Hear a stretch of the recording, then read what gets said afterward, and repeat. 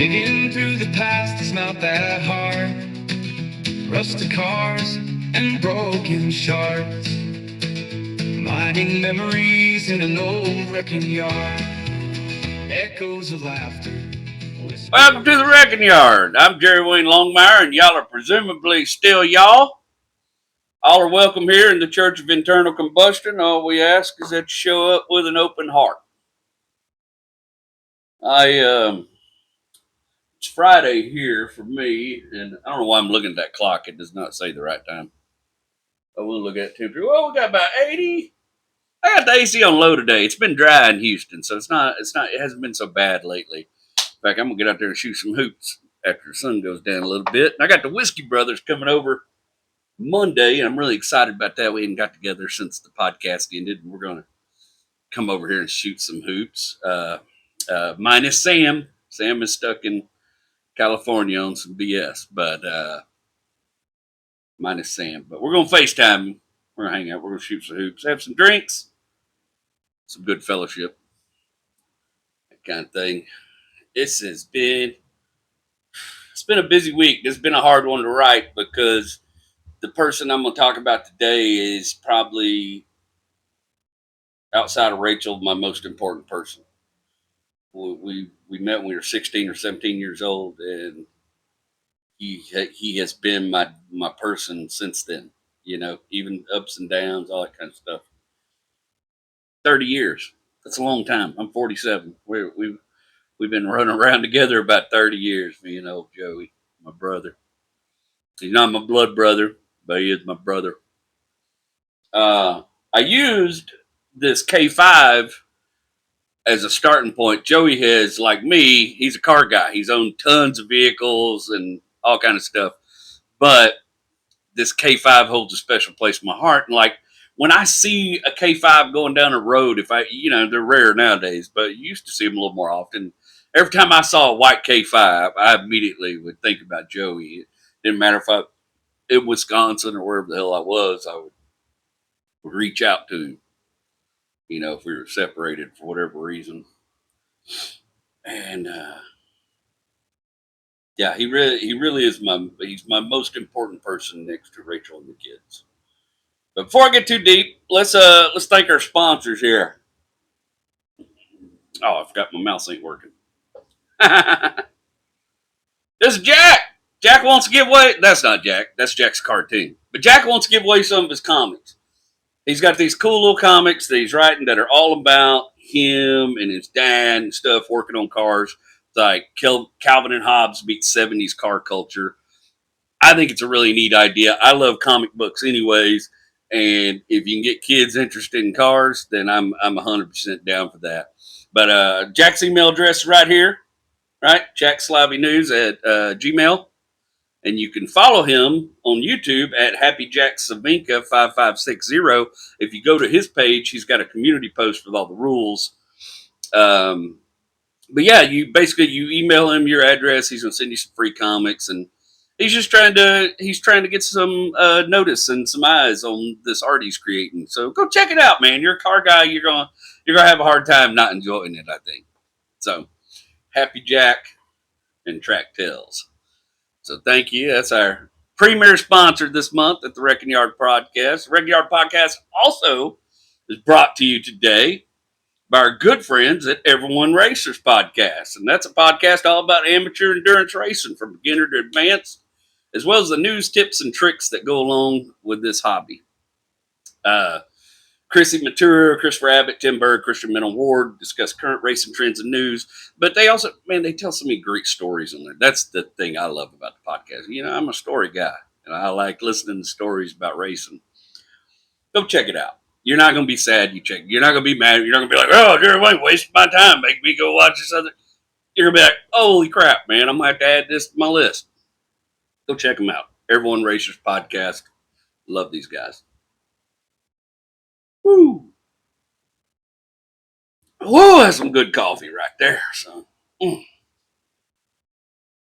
that's good coffee. I like it. When I was in Africa last year, I got introduced. I've never cared about coffee. I'm not a coffee person. I wasn't. All my life, I just used coffee like a drug. I need to stay awake. I'll drink some coffee. But I just thought all coffee tasted like crap. I was first exposed to coffee working in the oil field. And if you work in the oil fields in Southeast Texas or Louisiana, you're going to drink community coffee because that's all them Cajuns will tolerate. And community coffee, you know, tastes like somebody crapped concrete through a wet bag. It's not good. It's bitter. It's blah. It's got it'll get you, but it'll get you awake. It's got some good wake up in it. But when I was in Africa last year, I discovered. Well, I didn't discover it. Somebody discovered it a long time ago. Ethiopian coffee, specifically Yirgacheffe, and I didn't know coffee could just be good. Like I just drink it black, and it tastes phenomenal to me. And it's really become one of my favorite things. Like when I write this podcast, when I sit down in the morning and write, I have to kind of, I have 2 kids and wife, and we live in a small house all together, and our lives are intertwined all day long. We're bumping into each other, talking, and we're a very close knit family. But when I need to separate to write, I go out on the porch and have some of that coffee and smoke just a little green, just enough to slow my brain down a minute so I can concentrate on what I'm doing. And then I just start hammering out. That's how I write truck straw. That's how I write it all. Sometimes I write them when I'm drinking on the porch at night, but I usually don't end up using those. I'm a big believer of writing while you're drinking and editing sober. And the problem is when you go back to edit sober, you're like, what is this moron talking about? So I don't end up using those.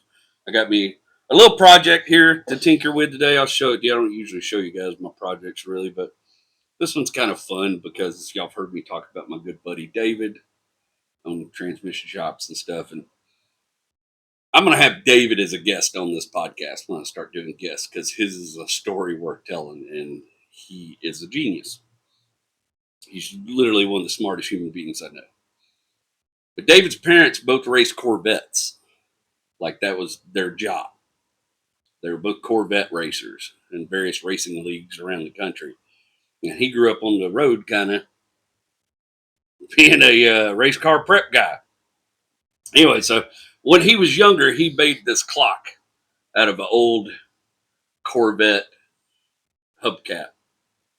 And you can tell it's had a rough life. And the little old fingers is bent. The little clock mechanism burn up. So, but I ordered me another one off Amazon. But I thought I'd like to fix this thing up, hang it somewhere in the wrecking yard because every time I see it, it makes me think about that. He gave it to me a long time ago, real long time. I mean, probably close to 20 years ago. And I've had it in several of my shops. I like it because you don't know what time it is. It's just always it's always Corvette o'clock. I'm not even a big Corvette guy, but I just set it right there, and then it's the real time. Yeah. So but you see, it's like all this crap, just age. It's all dented up. I got an idea for how I'm gonna get them dents out without having hammered on it. I can't do much about this red paint. I wouldn't even know where to find that color, but I think if I just clean it all up, it'll look a lot better, and I'll fix these little doohickeys here, the hands. Then I'm pretty sure he just cut out of some sheet metal he had laying around. What it looked like. Excuse me. Ooh, I'm so burpy today. This is gym day. I get real. I don't know if it happened to you, but I was like pissed when I was at the gym this morning. So I got on the treadmill and just hammered it. I didn't do no 18-minute mile, but I will tell you, I ran a mile and a half, and I did all that in about 30 minutes. And I feel pretty good. We'll see how good I feel when I start shooting hoops later.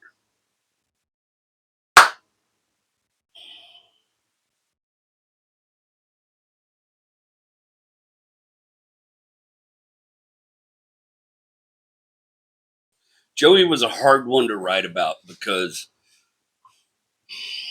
Joey is family to me. He is my family. His family is my family. And you're going to learn a little bit about a lot of them. And Joey's also very private, so I'm not going to I'm not going to share a lot of pictures, stuff like that. Joey likes his life the way it is, and I don't bother him. But he 100% since the very first time I ever went on stage has supported this dream of mine in financial ways and emotional ways. But the only other person that's ever come close is Rachel. Joey has always believed in me, and I've never given him a reason to. I was a screw up when he met me, and damn it, at 47, I'm still kind of a screw up. Not as bad as I was, but whew, I still owe him a bunch. We met, well, 1994, 1995 school year. I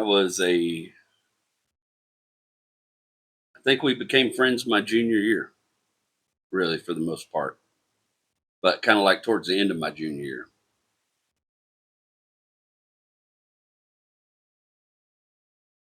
We knew each other before that, but we weren't like buddies. He grew up in a different neighborhood than I did. And Houston, at the time, I went to A-Leaf Elson. So I think I was a junior.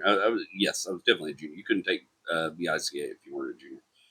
I was a junior at A-Leaf Elsick High School, which back then was, I think, one of the biggest 5A schools. And they didn't even have 6A back then. They had 5A, and Elsick was one of the biggest ones. And when you're in the A-Leaf school district, it's kind of wild. A-Leaf Elsick and A-Leaf Hastings sit on the same campus. They share a campus, these rival high schools. And they share this building called the Annex, and they share all their sports stuff for the most part, like their stadium and the natatorium and all that. And it's huge, man. I think I graduated 650 out of 1228 or something like that. It was a huge class. So what happens if you're in A-Leaf when you're growing up, when you get 8th grade, they do a lottery and it decides which one of these schools you're going to go to. And the only way you can change that is if you have an older sibling that went to one of these schools and your parents can get you moved to the school that your sibling went to. So we became friends by lottery. The lottery determined that we were going to go to the Hunger Games determined we were going to A-Leaf Elsick. Not Hastings. I have some great friends that went to Hastings, but that school sucks. I didn't go to college, so I'm proud of my high school. That's all. Elsick was the easy place to get lost in the shuffle. Uh, and oh, that was a mess. I was also behind a year. I was held back a year in 7th grade for poor performance or whatever. I was just screwing up and getting in trouble, and they thought it would be better to hold me back for emotional maturity at a year and yada yada yada. I was a screw up. My parents went along with it, and so I had a lot of friends that were seniors because they were in my original class, and we were still buddies, some of us. And Joey was a senior, but me and Joey are about the same age. We're like our birthdays are crazy. My birthday is 7/8/76, and I mean my birthday is 7. I forgot my birthday. My birthday is 7/8/77. Joey's birthday is 8/7/76. So we're 1 month apart. So this is my favorite thing, especially now we're older, is every year for a month, me and Joey are the same age. And then when his birthday happens in August, he's older than me, and so I have quite a bit of support at that. Uh, enjoying the fact that he's going to be older than me most of the year, but for 1 month every year we're about the same age. But we would have been seniors together, but I was a screw up. So, but we were in a class, and it was it was at the time it was my best friend Jay and me were in this class, and Joey and Steve, and this class was crazy. It was called VICA. It's Vocational Industrial Co-op of America. And basically the rules of this class, if you're going to be in this class, is you got to have an industrial job or some kind of industrial vocation. My first job, so when I first got accepted in this class, I worked at a barbecue joint on Westheimer called Gill's Barbecue. I was a meat cutter. And they decided that wasn't industrial enough, even though meat cutters make pretty good money and make a pretty good living. But I guess they wanted something with grease, and they said that wasn't industrial enough. So they made me take a job at the A-Leaf ISD printing press. And I worked in the printing press for like the first, I got fired or I quit. It was a combination too. I hated it there. I worked with a bunch of old women. I'll tell you about it. That's a whole nother truck. It's a whole nother story. But at the time when I started that VICA co-op, my best friend was a dude named Jay. And I had a 72 F100 that I thought the moon rose and hung above. And I didn't really have much to do with Joey and Steve. We laughed and cut up in class, but you have to understand that class was like Misfits, dude. We had this big old Israeli dude that I'm pretty sure had killed people. We had another dude named Rob Panova, who I still love very dearly. He kind of excised himself from our group of friends, and I can't blame him. We're all crazy. And he went out to San Francisco, started racing bicycles, I think. Hell of a mechanic. Guy could build anything. He was a crazy dude too. Like nobody in his class is normal. We were all there was like one normal guy named Alan, and I think all we ever said to him was "Shut up, Alan." Like the rest of us were just nuts, and I was no exception to that. they they all laughed at me because I would get sent to a thing called SAC a lot. That is basically in school suspension, and the room for SAC was just right down the hall. It was right next to the VICA class. So I'd get out of SAC and everybody get out of class, get ready to go to work, and we'd all laugh about the fact I was in detention, going to work or suspension, whatever it was. A couple Pro Street burnouts in the school parking lot got me put in SAC, all kind of stuff. That truck, I was getting in trouble with it. It doesn't matter. We'll talk about that truck another time. At the time, what had really happened was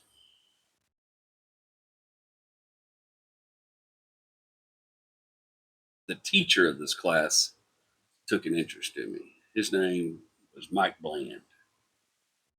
And I've tried everything I can to find Mike Bland, and I'm worried maybe he passed on unexpectedly or something. Last time I saw him, he had lost a bunch of weight. He was really happy. He was getting remarried, and they were playing tennis and stuff. But Mike Bland, when we met him, Mike Bland wore cowboy boots every day with the school dress slacks over them.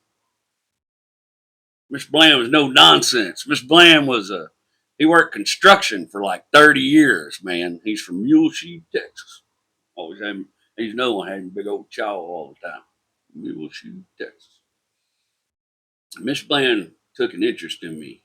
He thought that I was more than I was, and turns out he was right, you know. Mr. Bland's one of the people who used to tell me I should write more. He used to tell me, mainly because I would tell him these wild ass stories to get out of trouble, and he's like, "Man, you really ought to write that down. That's fantastic." Mr. Bland would call me, you know what I mean? Like he ain't gonna let me do no bullshit. Jerry, you ought to write that one down. That was pretty good. Mr. Bland would call my parents. Hey, I'm worried about Jerry. It's hanging out with this guy or that guy.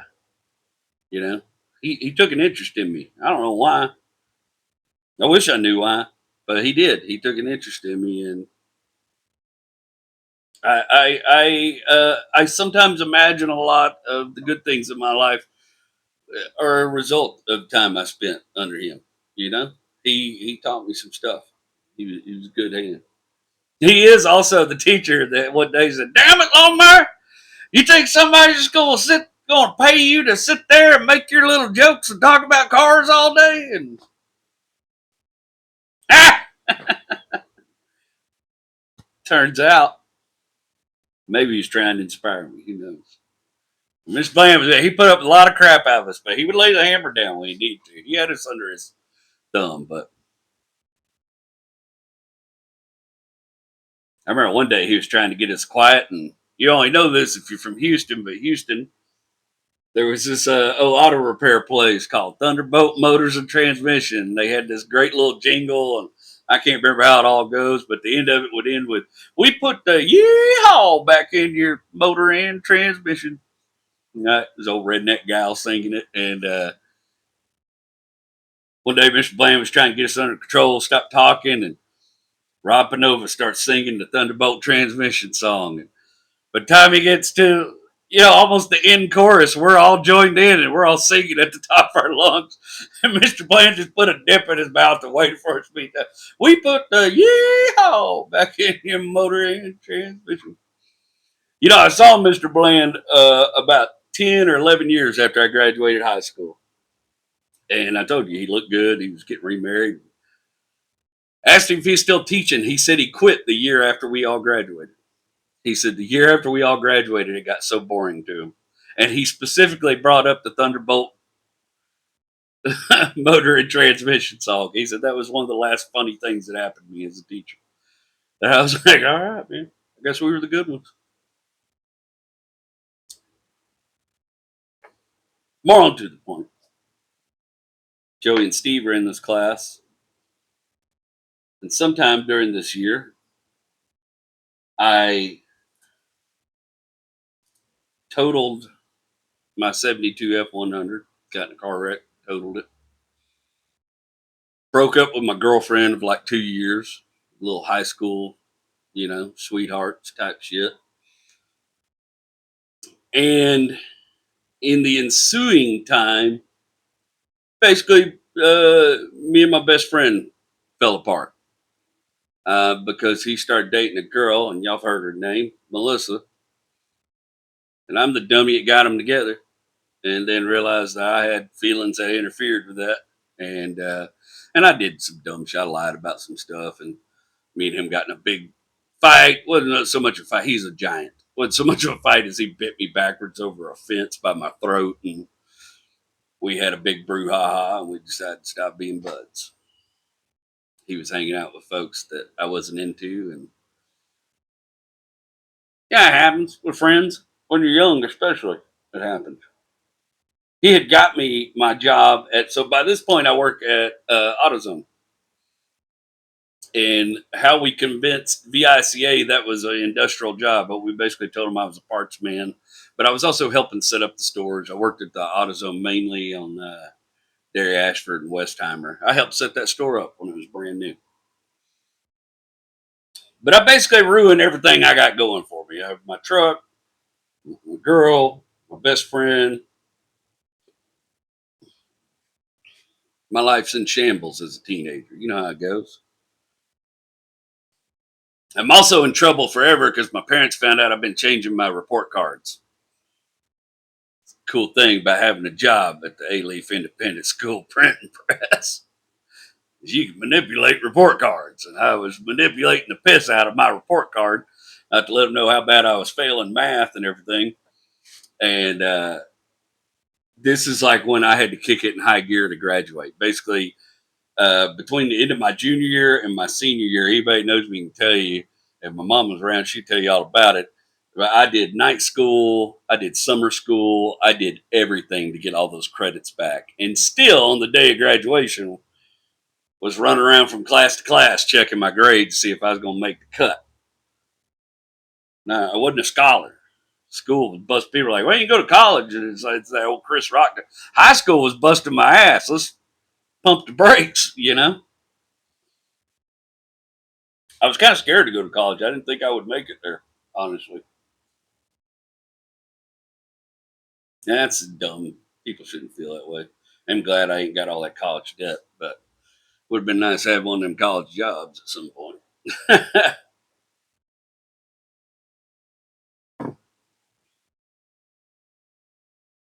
But basically, I don't, me and my best friend aren't hanging out anymore. One day in class, Joey and Steve always got along with them, hung out with them every once in a while during class. And they were laughing and cutting up because they'd gone fishing the weekend before. And I was like, man, I didn't know there was any place to go fishing in Houston. You know, nobody I know likes to go fishing. But when I grew up, you know, on Lake Tyler and stuff, I fished all the time. And they said, yeah, we go down to this place called Bolivar and we go fishing. I said, well, I'd like to have some friends that like to go fishing.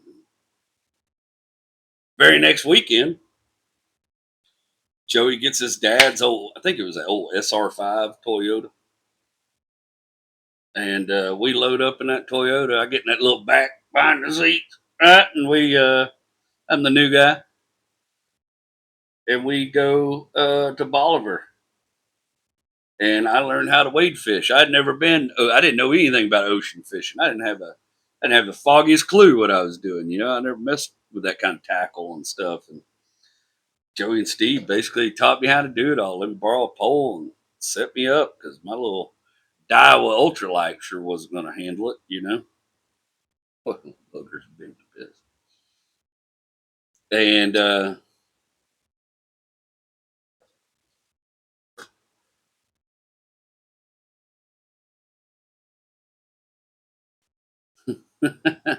to this day, we still call jellyfish jellyfish because I have unnatural attraction to jellyfish.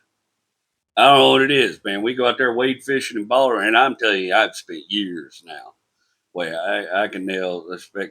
I used to have a necklace. It was a little Celtic cross necklace, and I still got it. It's got big old bite marks in it from a speckled trout because it was shiny, and I was walking through the waves, and it bounced, and I'll never forget. Joey just happened to be looking right at me when the speck jumped up, conk, made a little chink sound when he bit on it.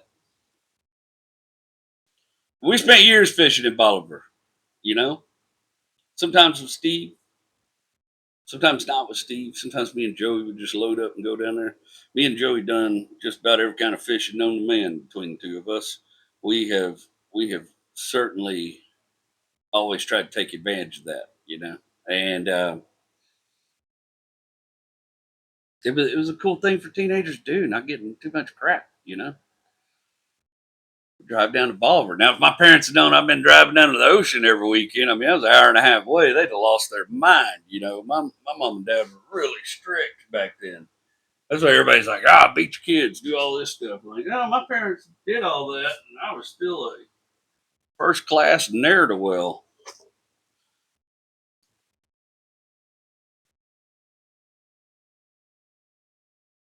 Joey's kind of a thin guy, you know, and well, you know, why I told you that. It's not really important in the conversation. But we were Laurel and Hardy. I was always the big guy. He was always the little guy. David Spade and Chris Farley were that's really a more accurate representation. David Spade and Chris Farley.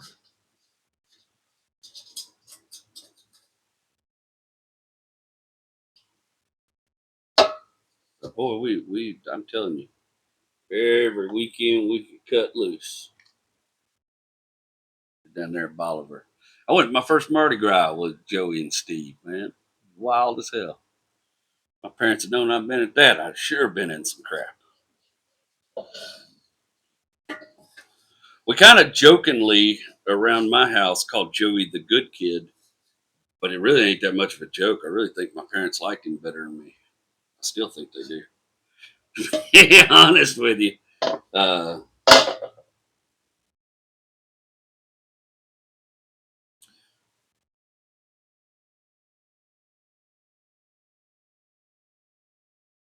yeah, them jellyfish would eat me up. I remember one time I got stung so many times I was just numb. And Joey come over to borrow some tackle from me while I was in the water, and there was just jellyfish all around me. He goes, "Are they following you home?" I was like, "Oh no, bro, I've been stung so many times I can't feel it anymore." And we didn't do a lot of underage drinking. I mean, a few times here and there at some parties, but nothing. That wasn't really kind of our thing, man. It just wasn't back then. We're more just about having a good time. You know, when you're a teenager, you're just hanging. The last thing you want to do is go to work. First thing you want to do is go hop in your buddy's truck and go get in some trouble.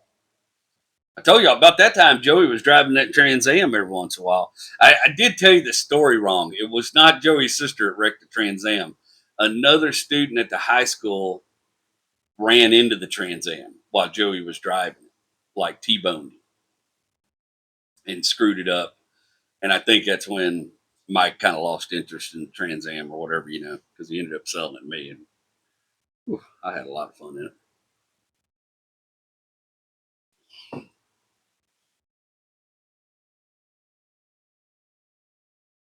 Steve's dad, what we call Big Mike Vargas. Big Mike was funny. Most of the time, what we were doing on the weekends when we were just hanging around is we'd run up and down Westheimer, looking for something to get into. Especially by the time I had my El Camino, we was running up and down Westheimer. Lo and behold, when Joey's like 16 or 17, I think maybe it was an early graduation gift, but I ain't gonna jump in that yet. But here's what Big Mike would do. I'll never forget this. We all had pagers then, and we'd be up running up and down Westheimer, looking for something to get into, having a good time. 10, 11 o'clock at night, Big Mike would page us. Steve would call the house, and Big Mike would be like, "Hey man, your big brother wants to go fishing. Y'all feel like running down to Galveston tonight, going fishing and camping?" Steve would ask us, we'd be like, "Yeah, man, come on, yeah, let's do it." Then what we didn't know was Big Mike would hang up the phone with us and then call Little Mike, Steve's older brother, and go, "Hey man, the boys just called me. They want to go fishing. You guys want to run down to Galveston and go fishing?" We'd all get over to Big Mike's house. He'd still be in bed.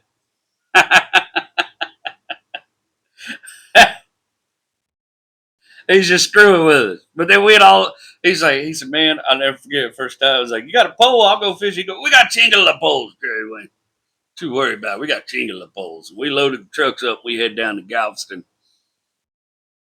It's cold as piss. Set the tents up. Me and little Mike get out in the water, start fishing. I'm talking, that water felt like it's 30 degrees. It felt like he was freezing to death. We're out there wade fishing. Big Mike gets out there, gets about within 5 foot of the water, and a little bit splashes on his foot, and he goes, "Whoo, that's cold!" And he goes back in the tent. We don't see him the rest of the night.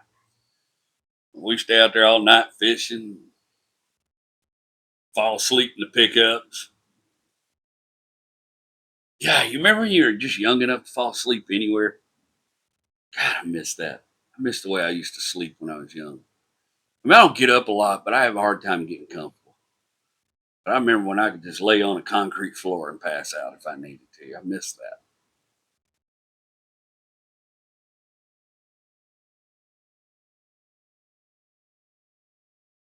When Joey was about 16 or 17, I think it was an early graduation gift.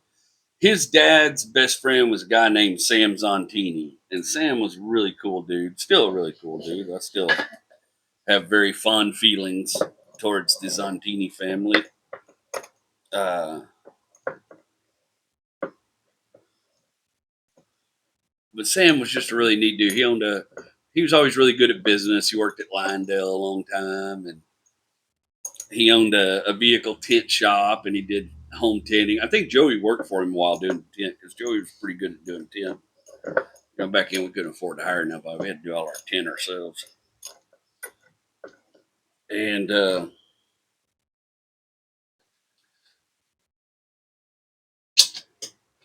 Sam shows up over at Mike's house, over Mike Roebuck's house one day, Joey's dad's house.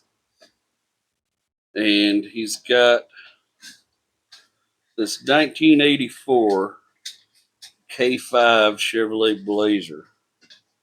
I don't know if he took it in and trade or if he had the engine put in it, but somebody built just this romping, stomping 383 for it. And 383 strokers are good for power, but they're not often considered long lifespan engines. But that little Blazer was fun. My favorite thing in the world was to watch somebody pull up in their daddy's Camaro or Mustang next to Joey at a red light, and Joey would just ease that field, just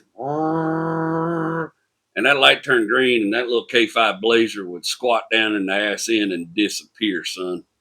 And he would just walk them left and right. And that thing put out some power. It was a solid build. Whoever had built it.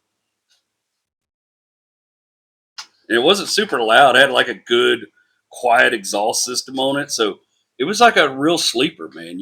This thing was like, bro, you didn't know it was up on you till it was up on you. I remember a couple nights I thought I was real fast going down the road in that old El Camino. Here come that Blazer, walked by me like I was standing still. That Blazer was something else. Now, those little K5s are pretty good machines. It all gets confusing there because Chevrolet's doing a lot of different things back then. But those full size Blazers were pretty rugged. They're pretty tough. They're big in demand now. I said I used to see them on the road all the time. You don't hardly ever see one now unless it's a pavement princess or somebody's trailer queen. But back then they were pretty common. Me and Joey would run and get parts. Local junkyard all the time. Just wasn't a big deal. Go down to pick apart and find what we needed because there were so many of them available. Square bodies used to be like that.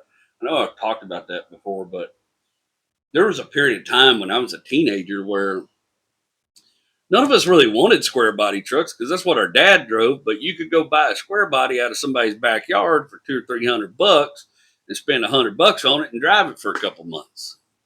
Run the wheels off of it, catch it on fire. A lot of them caught on fire, and they just weren't that in demand then. They didn't have the kind of right. That's what Steve drove most of the time I knew him. Steve had a short wheelbase, 2-wheel drive, little 15, C10, whatever it was. I think his was like an 83, 82. Had square headlights and everything. Joey's Blazer, man, this thing would mosh. This thing would get down, son. That Blazer would do some ripping. Joey, he knew how to handle it, man. I seen him take a lot of people, embarrass a lot of people in that Blazer. Embarrass them. I always liked that machine. It's the one I associate with him the most. Back then he had a ponytail, and always had a ball cap on, said show off. And all Joey wanted to do was listen to rap music and drive that Blazer fast. Joey had this like 50, it was this band pass speaker box in the back of that thing with 15s in it and a 1,000-watt amp that we bought all the parts for at the Pulga, the little Mexican flea market on Hillcroft. And when he had that stereo system going, he'd come in there bumping something, and my back windows just, I mean, that thing put out some sound. Nothing like these crazy. I see these audio competitions now where their hair is waving around and stuff. Like, bro, I'm pretty sure you're giving yourself a brain tumor. That cannot be good for you. That's somebody who just got diagnosed with, man, did I tell y'all this? Yeah, I'm about to get hearing aids because I'm excited about that. I hadn't been able to hear worth a damn for a real long time. So, somebody with a lot of hearing damage, I tell you, that's stupid. Just wear some earplugs or some noise blockers or something when you get in that thing to show it off. I mean, at that point, it's not even about the sound anymore. It's about the sheer power those things are putting out. It ain't working too bad. I mean, it ain't gonna make it perfect, but it's smoothing out a little bit. I might take a hammer to it later. Kind of hard to get a hammer on it.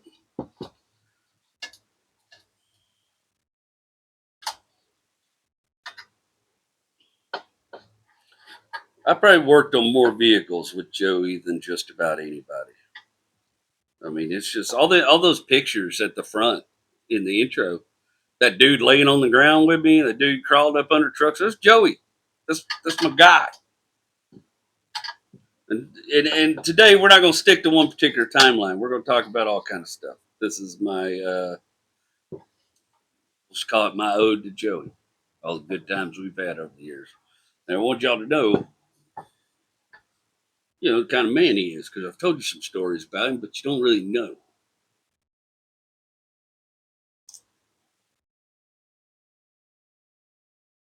You don't.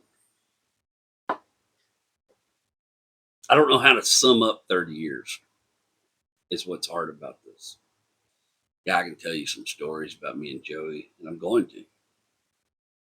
I don't know if those will encapsulate what that man means to me.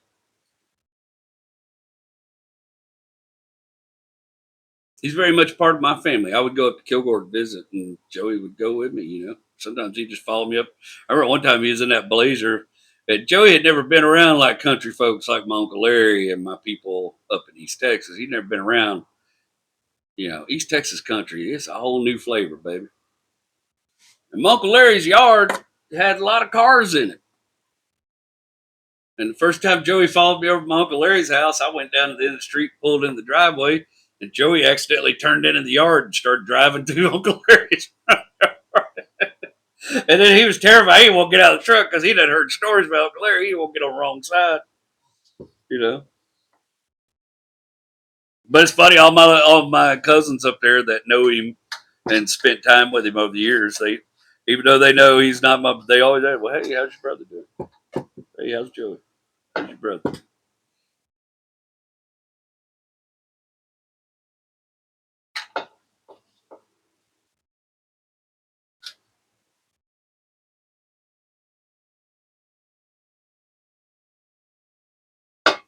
When I first came back from Wisconsin, living in Wisconsin, uh, I told you I started selling cars. I didn't like it because I was pretty good at it. And I didn't like that job. I didn't felt like I don't know, didn't feel like it was the right fit for me. I was watching the way people were getting taken advantage by a dealership. I didn't care for it. Didn't want that on my soul.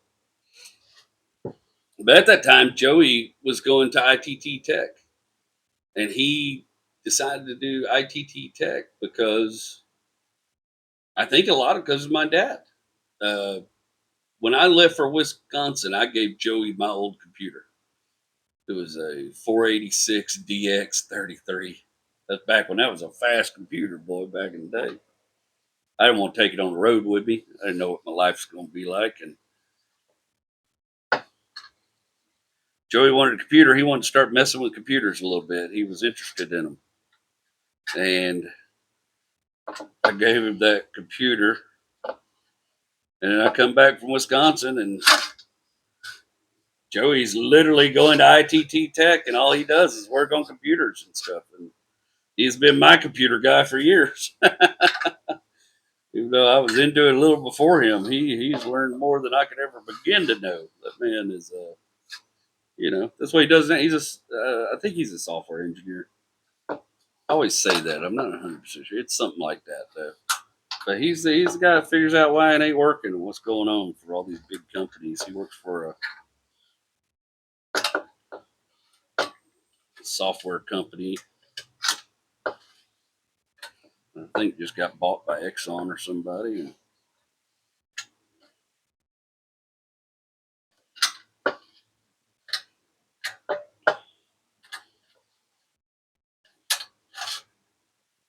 And he was going to ITT Tech, man. Me and him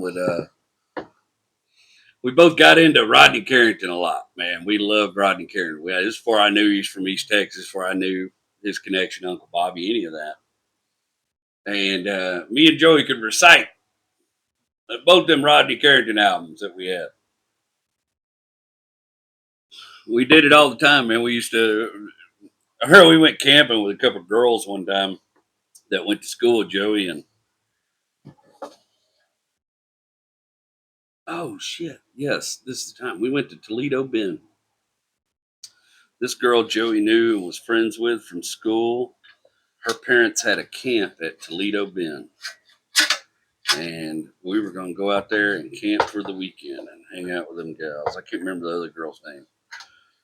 Some little gal, another girl Joey went to school with. I think she had a boyfriend in prison or some crazy story. I can't remember. Didn't stop me from trying, but didn't get anywhere with it. I can't bring my girls back. When we went up there, we went to go camp with them after I figured out uh, prison boyfriend story. I just decided not to invest any more time in that, and we just proceeded to have fun. But this gal's dad, her name was Rhonda. This gal's dad, Rhonda, he let us borrow his boat, and we were going to take the boat out. We were going to go tubing. For whatever reason, I was the guinea pig. Now, neither me nor Joey really knew what the hell we were doing driving a boat. We didn't come from boat people. We didn't have boats available to us growing up. Joey's parents did all right, but they didn't have a lot of money. They weren't boat people. And but we also didn't want to look stupid in front of these girls. And we was trying to, when you try to kind of fake it till you make it, pretend like you know what you're doing.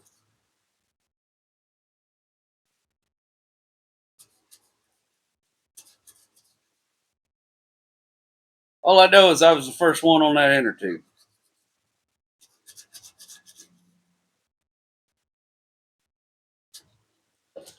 And they start pulling me around the lake, around Toledo Bend on the inner tube. I'm having a good time. I'm bouncing, hooting and hollering. And Joey makes a big, sharp turn. Well, when you're pulling something on a boat, if you don't keep that slack out of that line, you make a sharp turn like that. Well, there's a couple things that happen. All great movements of physics. Because when the boat catches up and pulls that slack, that inner tube you're hanging on to is going to disappear. And I mean disappear, yanked out from under me like it never existed. Well, I'm still traveling a good 30 mile an hour over top of the water and hit the water face. You spread out, just face first. You skip across the water a couple times. Boy, I come out of that water. I was so pissed. I was ready to string him up. I was so mad at him. I was just a hollering. And he was turning the boat around to come back and come get me. And I was just a hollering at him until I felt my swimsuit float up behind me in the lake and kind of touch me on the back. And then I was like, hey, hold up. Go wait over there for a minute. You ever been a fat guy try to put your swimsuit on while you're floating? Ain't easy as you think it'd be.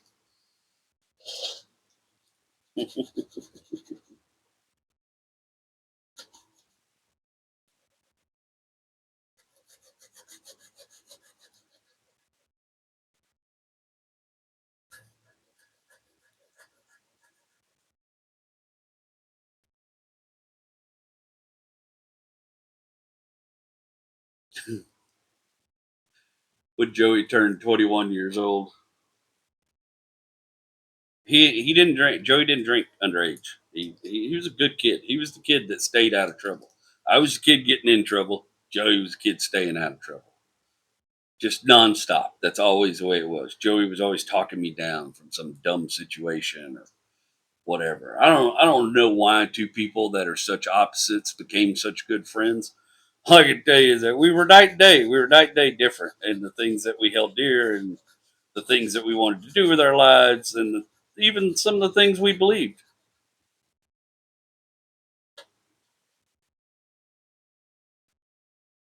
But he was always my guy.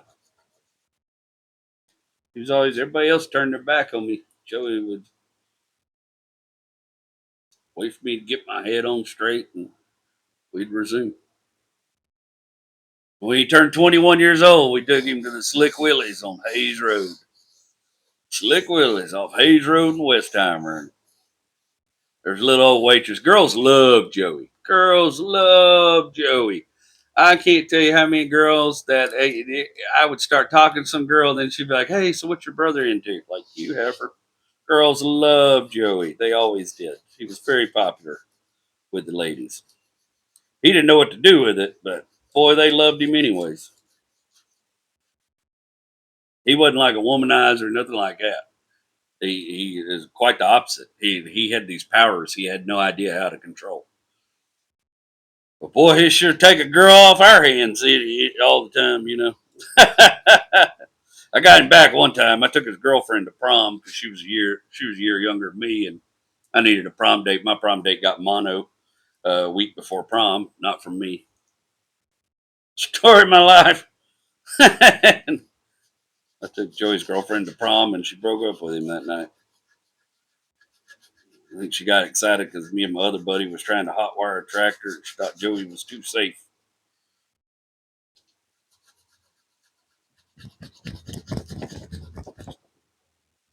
Hmm.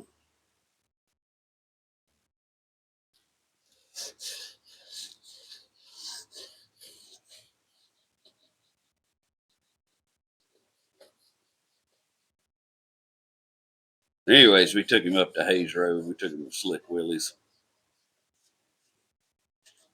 And we all started buying Joey drinks. And a little waitress that had a crush on him was bringing him drinks. And Joey found himself very intoxicated very quickly. And Joey, he can handle the liquor these days, but back then when he'd get drunk, he'd just look like somebody tried to drown a chihuahua. He'd just get kind of, just me. He'd just be a mess, man.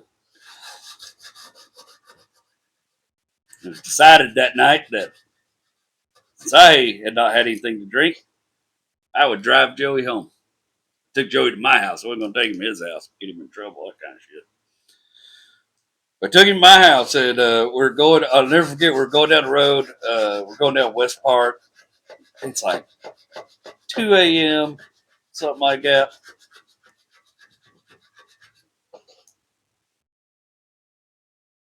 And Joey starts. I see him. He starts.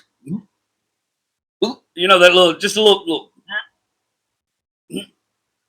I go, bro, you getting sick? He's like, yeah. I was like, well, we're in your truck. I don't want you to throw up all over your truck. I was driving the Blazer. I was having fun. That reminded me why I got sick. He hated my driving back then. Nowadays it's opposite. Now he drives like a maniac. I drive like Papa. But back then I drove like a maniac. He hated it. He said, yeah, I think I'm going to be sick. I said, well, bro. I said, just roll down the window and puke out the window, man. He said, yeah, this is what I'm going to do. He jacked with the window for a little bit. And I finally rolled the window down for him. A little 2-lane road, just going down the road. Joey leans out the window, and I just hear, just like his soul is leaving him. You know what I mean? Just yakking for all he's worth. But then I see somebody flashing their headlights and a horn just. What I didn't know was right catty corner to us coming down the road was a little Honda CRX. And Joey puked just the right time for all that puke to just go right up the hood of that CRX and all over. The guy's windshields was sloshing vomit off. He was hot. He was going to kick our ass and all kind of business. And Joey just sort of pulled himself back in the window and rolled the window up and looked at me and gave me one of these. Got him.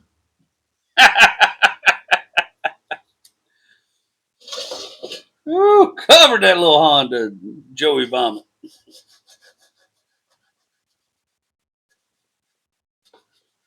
Went to my house and slept it off.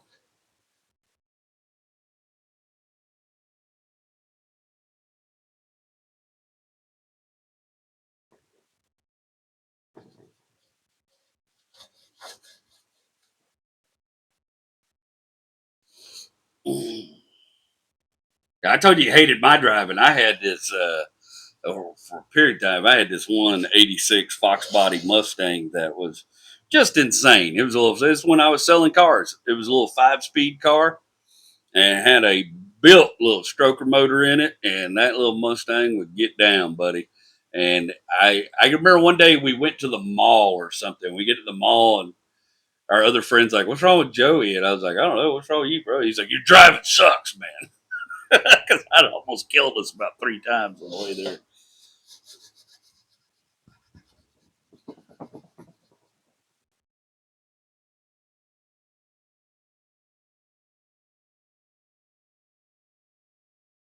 But he always put up with me, no matter how outrageous or over the top I was being. Telling you, everybody else would turn their back on me, and Joey would just be like, "Hey, man, get your shit together."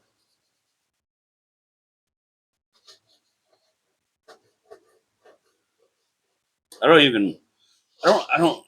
I was really thinking about this the other day. I was like, "Man, how much money do I owe Joey?" And I don't know. I think it's somewhere to the tune about 30 or 40 grand, probably in rent. He's paid for me when we were roommates, and I couldn't hack it when I started doing comedy. And times he's just helped me out when I needed a hand up. Work he's given me. They had me do all kind of work on their house, him and his wife. And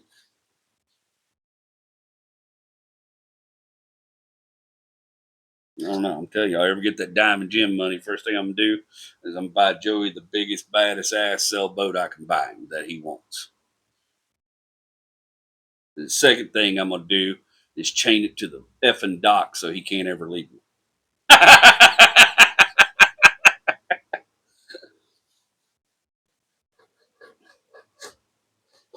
No, but for real, I ain't gonna chain it up.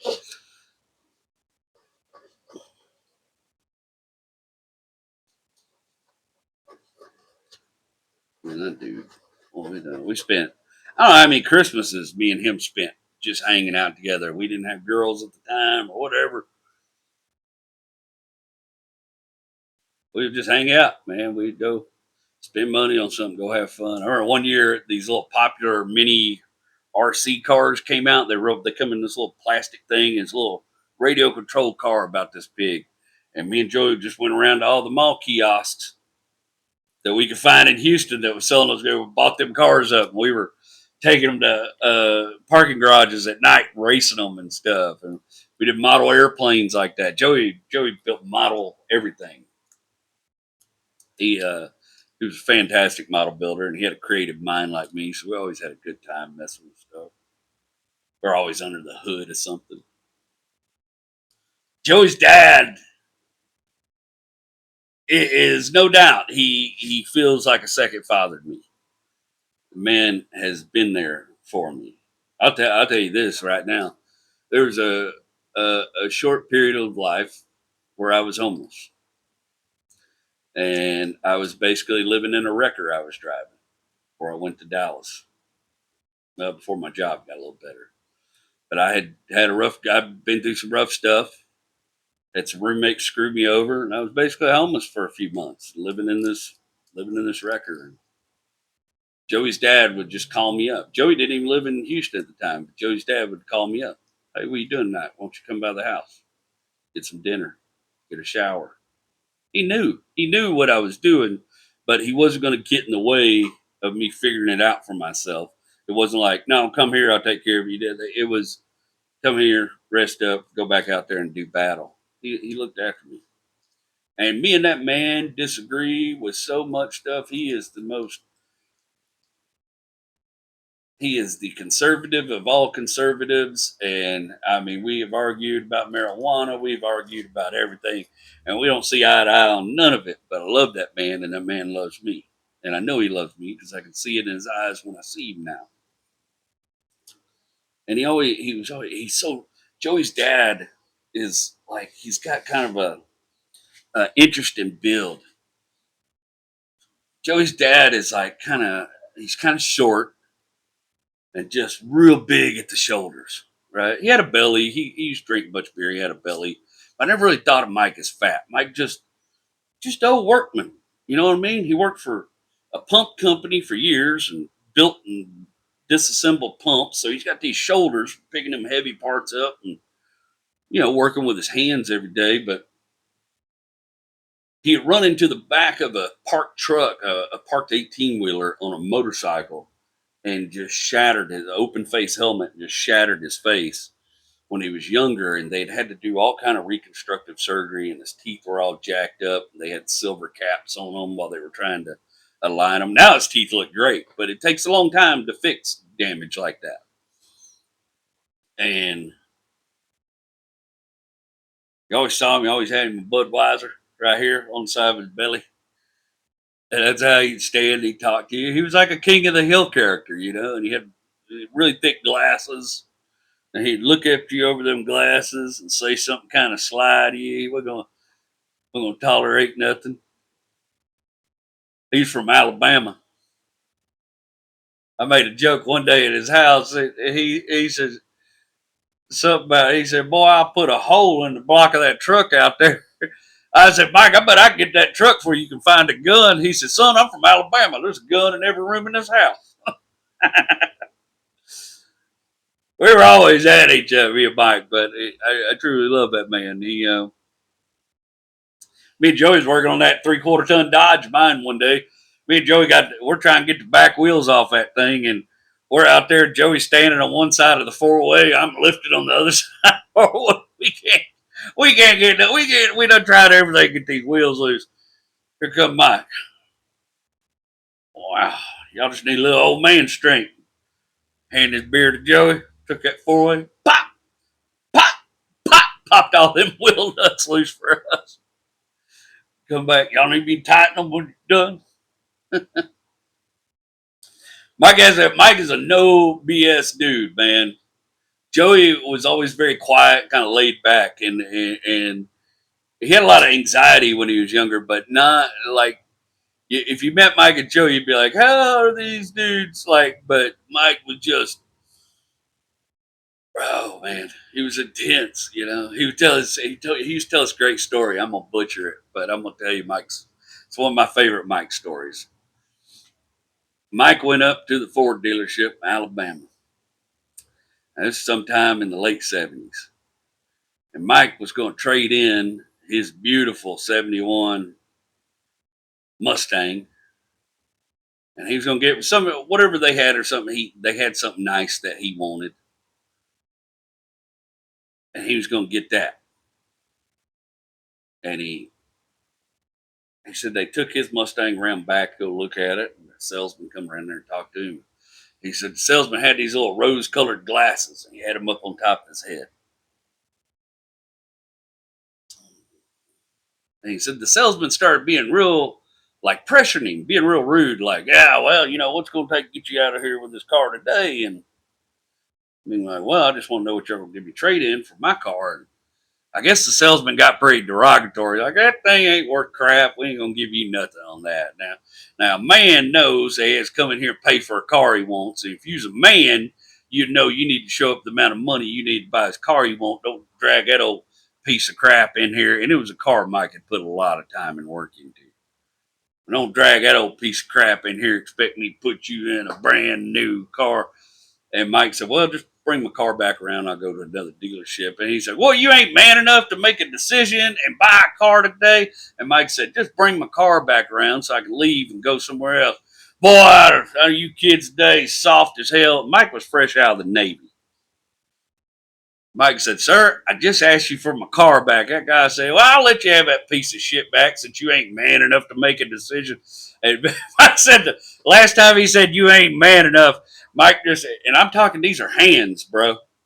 Mike got a set of hands on him. And Mike took that open hand, right hand, and he said, right when his hand hit that salesman's ear, them rose colored glasses shot straight up in the air.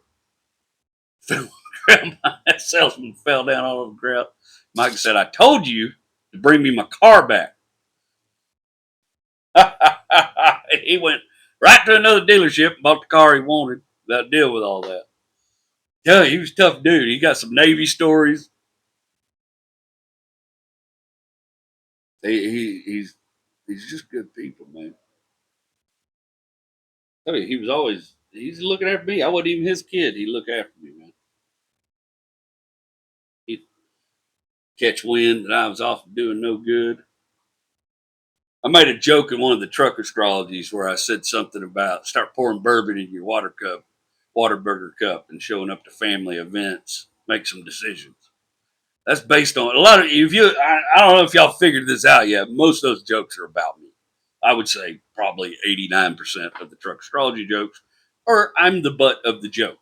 If y'all hadn't figured that out, most of those jokes are about me. Different periods of my life, different times of my life. That joke was definitely about me. I don't even remember what truck I was talking about. I think maybe it was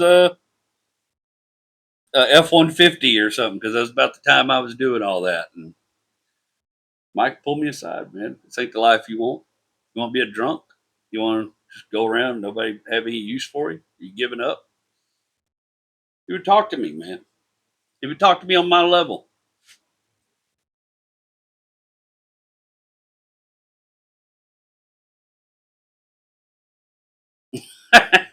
I heard one. I had this. I told y'all about it. I bought it down in Edinburgh or wherever. I had this old. Man, I keep looking for something. I keep forgetting what I'm looking for. But I had this old.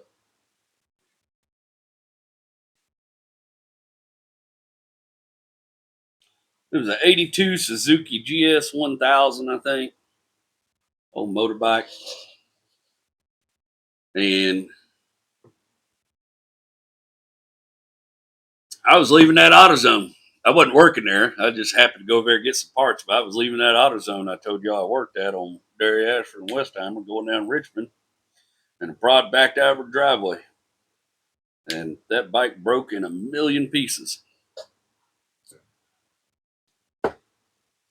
But it was my main mode of transportation at the time, you know.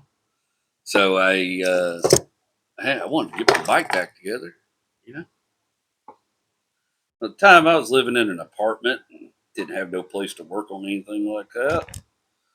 So I called up Mike and said, Mike, I need to work on this motorbike I wrecked, and could I come over and work on it at your house? And Mike always down, yes. After I come over, I'll help you out with it.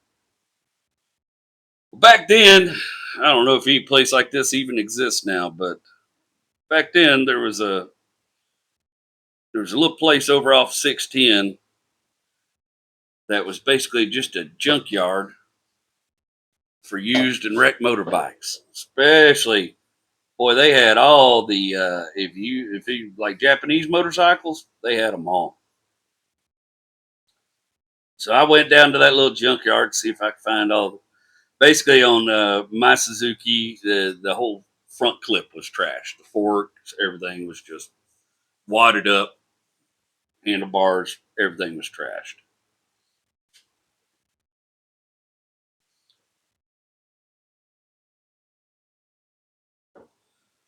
So I went down to that junkyard. I remember where Joey was living at the time. He's out of town. It was me and my buddy Colin. We went down to that junkyard. And the old man that ran the joint, he was a really cool old biker dude. He said, Man, you ain't going to believe this. He said, Yeah, I got a couple of them bikes out there. He said, But my sister's got one that's all intact.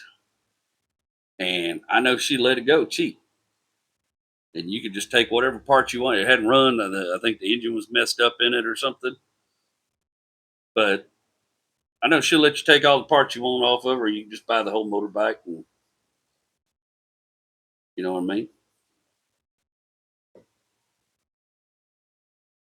And so I bought that whole other Suzuki. We loaded up in the back of Colin. Colin had some kind of blazer or something at the time. We laid it on its side, and shoved it up in that blazer on a tarp, and we took her over to Mike's house. Started taking the front clip off of it, and realized that those bikes, even though very similar, were about a year and a half apart in production time. And that happened to be the year Suzuki decided to make some changes to the wiring harness. As we started getting that bike back together in Mike's front yard, we never could really figure out what all the wiring harness went to. I mean, we figured out the base, the lights and the starter and all that sort of stuff, but there was some stuff that we was beyond our grasp. But remember when we got it running, I was sitting there fooling with it in the front yard, and I took it down around the corner and come back and felt like it was missing or hesitating a little bit, you know. I asked Mike, I said, What do you think about it? Well, Mike already had him a couple of beers that day, and he come out there and he got on that motorbike, holding his beer, and started riding around in circles in his front yard. The guy was he had he had Honda V65 Magna. He had some cool bikes. He was a motorcycle guy. Mike knew motorbikes. And He started riding that thing around his front yard. And all of a sudden, the engine shut off and he just fell over sideways. Never spilled his beer. True story. Fell over sideways, held beer. We got the bike off of him. I just assumed he was drunk. He kept saying, "No, that thing shut off for some reason. I don't know what's going on with it. That thing shut off." I said, "Man, maybe he's just had too much drink. Ain't nothing wrong with his engine. His engine always run good on his motorbike. I think Mike just had a few too many beers before he tried to ride a motorcycle one-handed. Should have known better. Should have known not to question the old man."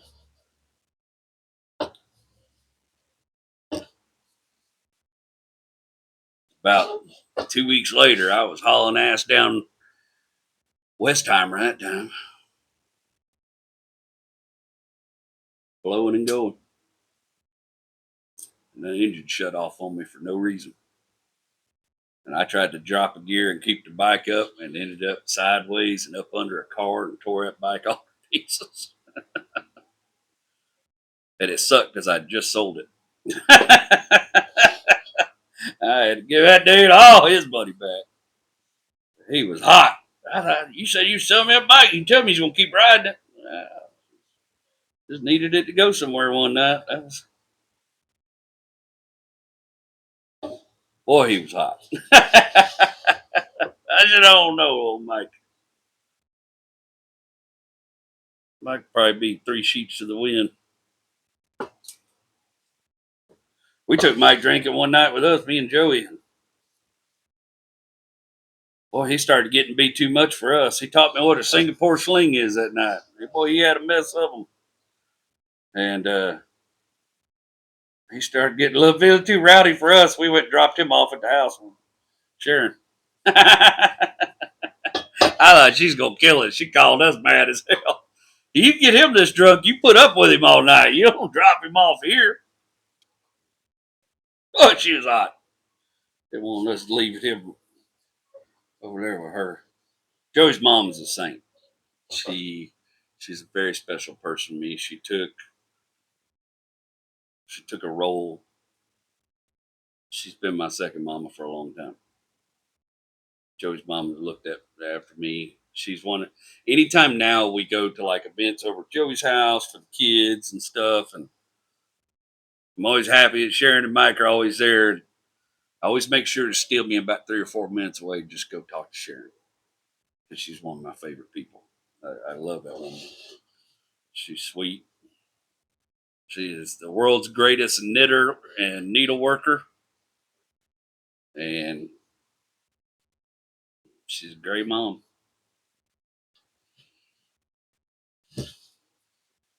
And she's been a part of my life for about 30 years. And well, I sure hope I get as many more as I can with her a part of my life.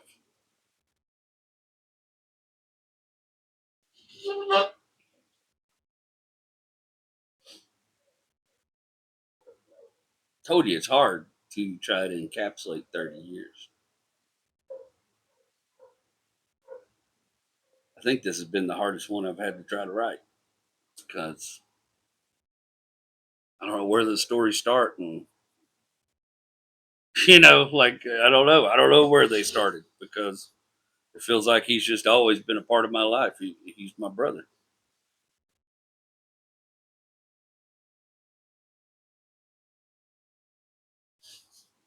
Sure don't know. I think I told you all this, but this was a serious conversation when my mom was in the hospital dying. Me and Joey weren't speaking. We weren't really on speaking terms. Um,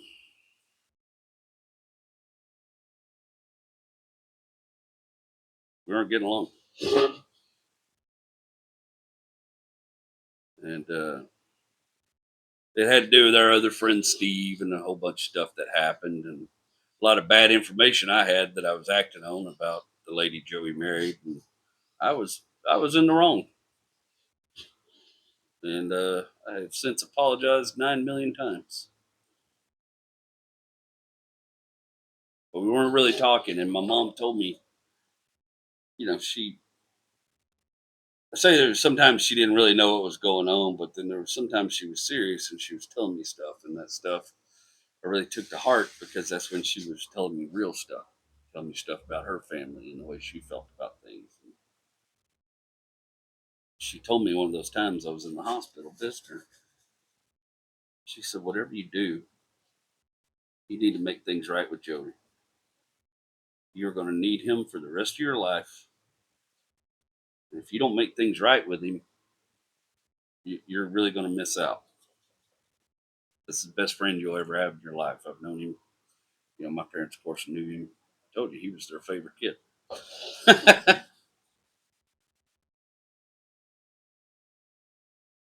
My mom used to unabashedly say that all the time.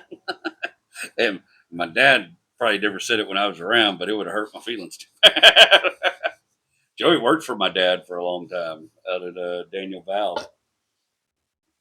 Dad got Joey hired on in the calibration department out there, and Joey, of course, excelled and it's always good at any. He's one of them guys that if you just teach him how to do anything, man, he'll be the best at it in a week or two. He's just one of them dudes. And but my mom told me, she said, make sure whatever you do, fix that. And I told y'all one of the first phone calls I made after she died was I called Joe. David must have hand painted some of this. There's a lot of paint coming off. I may have to touch it up whether I want to or not.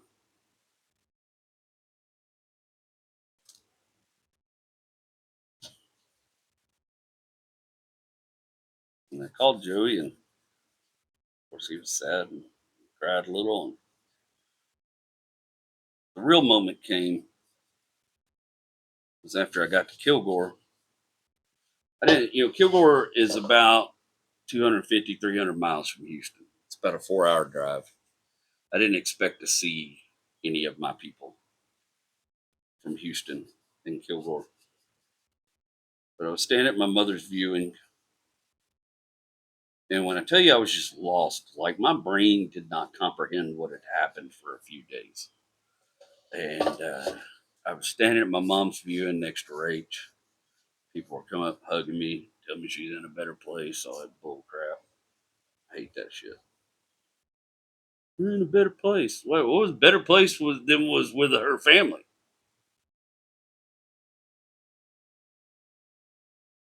Whatever. I ain't bashing nobody else's beliefs, but I find the concept of heaven and hell a little ridiculous.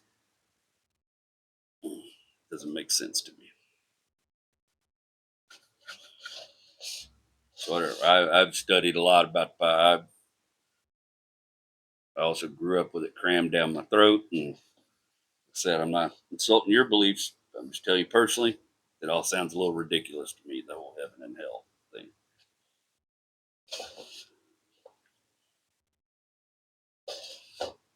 So everybody's coming up. Oh, she's in a better place. You don't have to worry about her now. Her suffering's over. And I'm just trying to keep it together while people are telling you, don't tell people that shit, you know? Just tell them you're sorry. Don't tell them about your relative that died. Just tell them you're sorry and let them be in the moment for a little bit.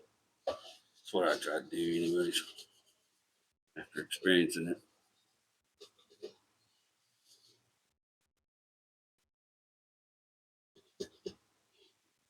I remember I was standing at that view of Rachel, and I felt like my heart was about to explode, and I just couldn't.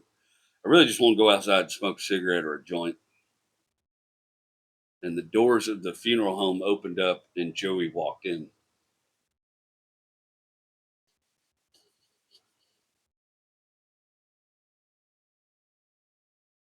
And he come through for me again.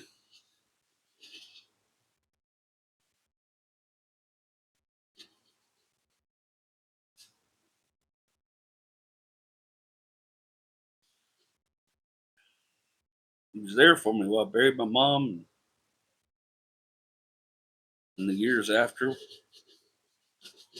trying to figure out if I was going crazy, whatever. He was there for me. I tell you this one time, man, I got in a remodeling job and I got so over my head.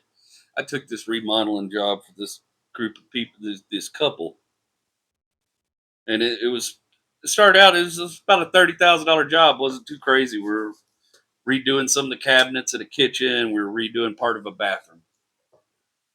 But what I didn't know was the old man had Alzheimer's and he was a sundowner. And the other thing I didn't know was the woman had had a stroke about 2 months before we did this deal. And she wasn't all there either.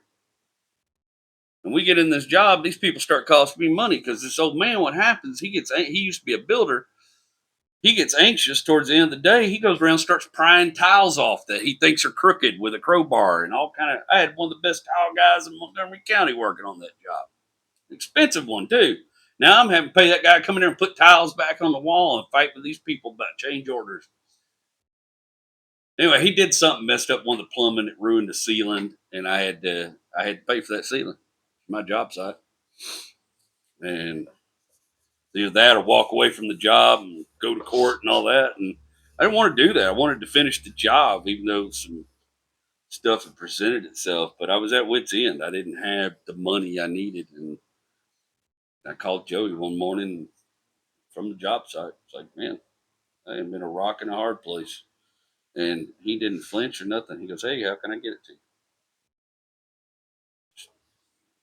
Take care of me and my family, because I was about to, I was losing money on payroll and everything on that job.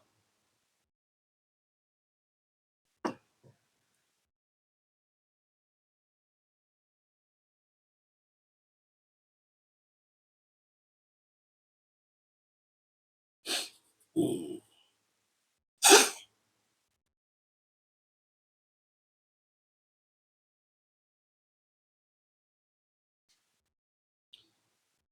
Tell you, we were roommates for the longest time, man. We were roommates. We used to hang out. We just play them pool tournaments. Joey's a hell of a pool player, boy. We'd play them pool tournaments all up and down Highway 6, all them little neighborhood bars, all them little dive bars. But there's one bar in particular we used to hang out at all the time, and it was called Oz Bar. And I don't remember what the deal was. It was a female owner, and I think she was fascinated with the Wizard of Oz. I don't even know if that place is still there. It's a good place for a pool tournament. Good place to go get in a little trouble.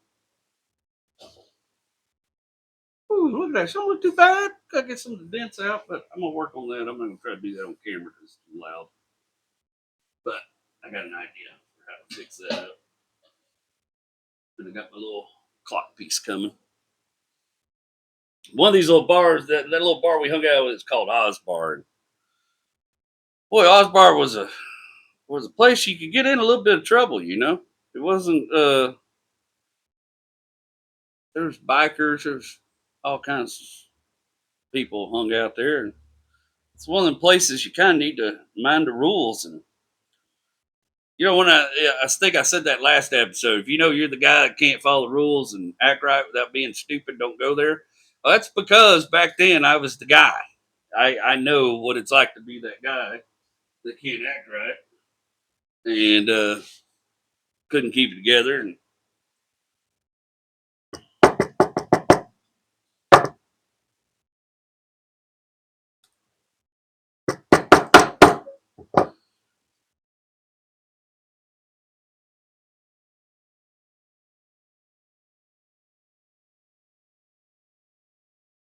one night we was at Oz Bar. I got crossways with a little Mexican fella. When I say little Mexican fella, I think he was all about 5 foot tall and 100 pounds soaking wet. And I'm not going to convince y'all that I was in the right here. I wasn't. I was being a first class son of 50. And the little Mexican was getting tired of my shit. And I decided size, might makes right. I ain't going to take no shit off this little fella. And I start getting real ugly with this guy. And we're going back and forth and decide that we might need to just take it on, really get at it. And I remember we were standing by the pool tables. Joey's already irritated me because I'm being a drunk dick. And I was being a bully. I was being a piece of crap, man. I'll tell you, I don't always like who I was. And, and this little Mexican fella. I decide I've had enough of this crap. I'm about to lay him on the ground, and I don't know what happened. I just know all of a sudden a little bitty cowboy boot caught me right here in the face and kicked the piss out of me. And when I finally, it didn't knock me out, but it definitely put me on the ground. I realized that I wasn't going to win this fight because this little dude was like Jackie Chan or something. I still don't know where that little cowboy boot come from. Little snakeskin cowboy boot. Shapow! That dude kicked me square in the mouth, man. I'm telling you, he was 5 foot tall. Kicked me square in the mouth, standing a foot away from me. I don't know how he did it. It was some John Claude something or other. John Claude Rodriguez kicked me right in the mouth.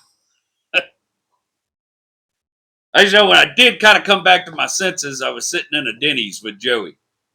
And Joey's over here eating his breakfast, and I've got chicken fried steak and eggs in front of me, and the whole side of my face hurts.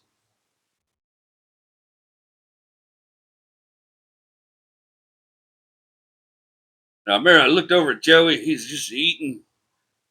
I said, I think that little Mexican kicked me right in the mouth. Joey never stops eating. He goes, you sure did. You were asking for it, though. Oh, God, I guess I was.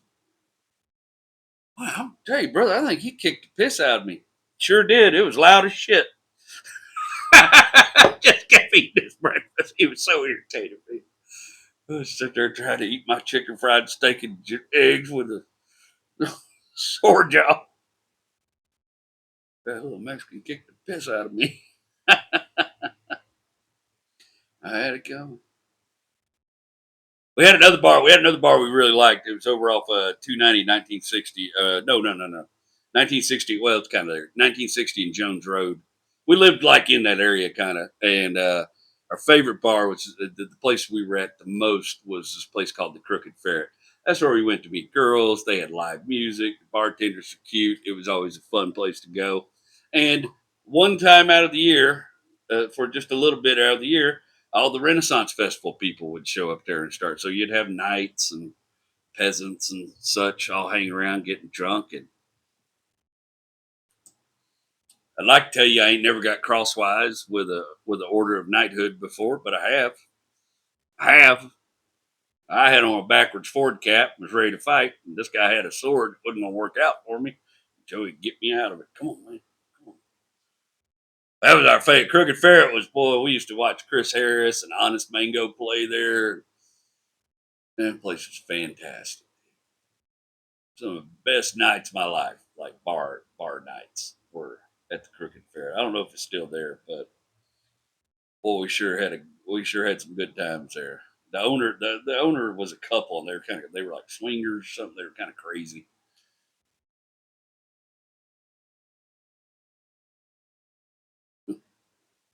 I remember I tried to hit on one of them Renaissance girls one night, man. There's one of them Renaissance girls, boy. I thought she was something else, man. I started making my move. Asked her if I could buy her a drink. Come over, sit at the table. Me and Joey and his buddy James that he went to school with, and so man, I'm gonna talk to this little gal. So I go sit at a table with her. They were listening in. Me and this old gal, boy, we was just getting along pretty good, you know. But then she laid some shit on me I wasn't ready for. She said, you know, she goes, you seem like a nice guy, but I'm at the point in my life where I'm looking for somebody to be there forever.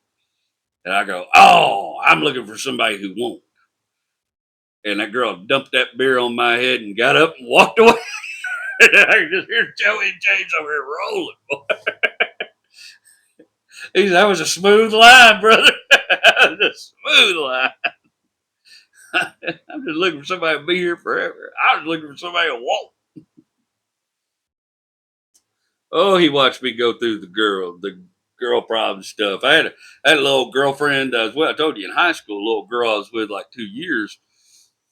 After I come back from working in Reynosa, me and her reconnected, and then we were dating for a little bit, and then I started having feelings about the way she broke up with me in high school. It's stupid, it's childish, But she just kind of in high school, she wrote me this letter and just dumped me, and it was just like out of the blue and wild. And she was already getting clingy and stuff again. She was still hanging out with her crazy ass mama, and I just thought, no, I don't want to do this. I don't want to get back off of this. But I made the mistake of being a first class son 50 and not telling her I was going to break up with her. I just quit calling her and moved to another city. Used to work back then, before all the Facebook and everything. It was real easy. Just move to another city, get a new phone number. It's that simple. I thought.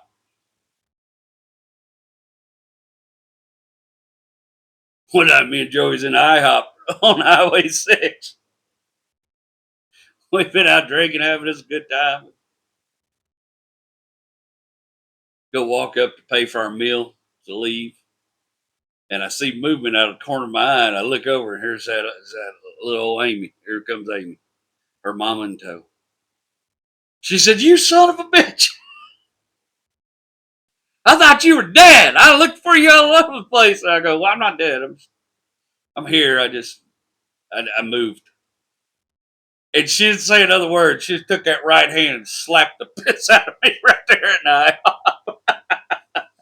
Knocked the taste out of my mouth, and I had it coming. I dropped my money and stuff. Joey would reach down, pick up my money, hand my money back. She's walking away with her mom. Joey goes, "Well, I guess y'all are done." Oh, God, I was a mess. Why he put up with me, I don't know. Tell you. We have done some stuff, man. We like ride bikes together. I decided I was real big into riding my bike for a while. I was riding like 20, 30-mile rides. I know it's hard to imagine, but I was doing it. I was enjoying it before I fell off the roof.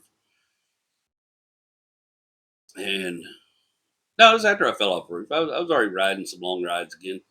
But that's what it was. It was part of my recovery. And Joey, this was my idea. I cooked it into it. I said, "Hey, man, this year on my birthday, I want to ride 40 miles on my 40th birthday. This is on my 40th birthday.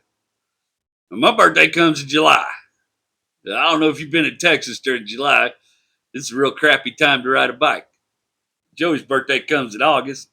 This is an even crappier time to ride a bike. But I come up with a plan. See, at the time, mother-in-law lived down in Galveston on the seawall. And from her apartment on the seawall to San Luis Pass and back is 40 miles. I checked it with a car. Drove it, come back. It's 40 miles. So I said, "Joey, let's start training. What we'll do is we'll meet up mom-in-law's house about 5 in the morning, 4:30, take off. Ride 20 miles out, hang out at San Luis Pass for a little bit, we'll turn around and ride 20 miles back before it gets too hot." I didn't take into account how slow I was. Joey's like, "Hell yeah, man. I'm about it." I told you, he's always on board. I'm about it. I'm about it. It's cool, man. So we start training. We start meeting up, riding in Buffalo Bayou, riding in Buffalo Park and stuff. It's about a halfway from Willis and Galveston. And boy, I've lost that stinking lid again.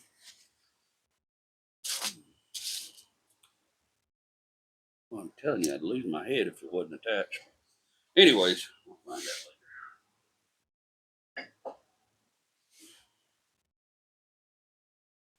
later. We start training. We start meeting up, riding together on the weekends and stuff, and really pushing it. Doing 20 miles every time we get on the bike and kind of getting our bikes equipped for it. But you start thinking about riding that far, you're like, boy, I'm gonna take a whole bunch of crap with me. I had a bike bag on the saddle. A saddle bag. It didn't hold much. Had some fruit slices and spare inner tube and a tire repair kit. I had one of them pumps that mounts on your frame. Well, I broke that pump mount. I had a wreck right before we did our 40-month thing, and I broke that pump mount.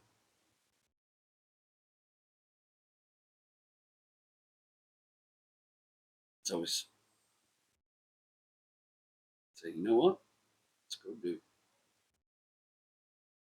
It's me and family. We drive down to Galveston, spend the night at mom-in-law's house. I get up 4 o'clock in the morning, check my tires, check my bike out, grease the chain, all that stuff you do. Thing ready. Do a little bit of yoga, stretch my back out. Joey shows up, we take off.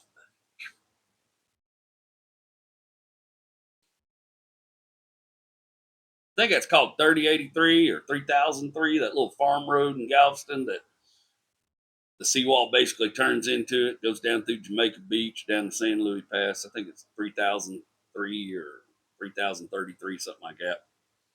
Goes right by the state park. I tell you, I will never visit the state park in Galveston, and it's because of this ride. Because when we were heading out there early in the morning, it's still dark. When we got about where that state park was, there was nothing. There was just like 30 rattlesnakes crossing the highway, and there was dead rattlesnakes everywhere. And we were like trying to ride and stay away from them on our bikes instead. There were snakes everywhere through Galveston State Park. I ain't never going to that state park. You ain't supposed to have rattlesnakes at the beach. That just don't make sense. We were chucking. Yeah.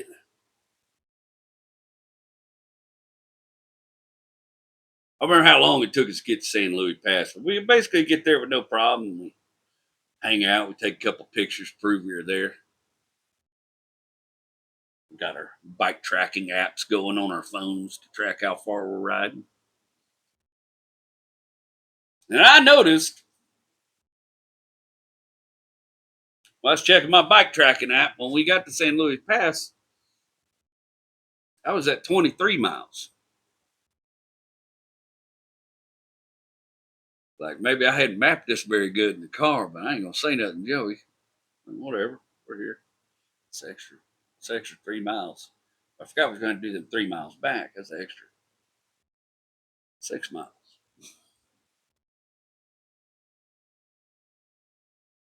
We turned around. We start heading back, and Joey's front tire starts going low. Well, there ain't nothing on that stretch bit. There ain't a gas station. There ain't nothing, right? So Joey's like, I'm just going to keep riding it. I'm going to try to keep the weight. He was like leaning back, trying to keep all the weight on the back tire. And he rode it as far as he could, but he couldn't go very fast. He's basically trying to ride a wheelie on a bike. He didn't have his pump with him. My pump was broke. And I was riding up ahead to try to find a gas station, any place where we could get some air. Or even if I just saw an air compressor on somebody's porch, I was going to go knock on the door. By now, it's 8, 9 o'clock. And, it's a normal time in the morning. Sun's up. We're cooking.